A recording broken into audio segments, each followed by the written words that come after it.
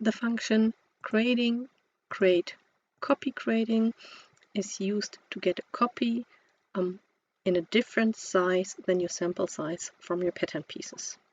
You can select one or more patterns with a multi-selection, and if you press spacebar, you get a list of the available sizes from your grade rule table, and out of this list you can select one or more sizes. As soon as you confirm your selection, then the system will generate these sizes as a copy grading. With the function move piece size, you can click onto one of the copy gradings and all the pieces with the same size will attach themselves automatically to your cursor. A copy grading contains all the same information as your basic pattern, so it has all the same grade rules attached to it.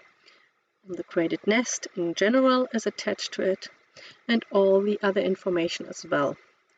Even the name is the same one than the basic pattern.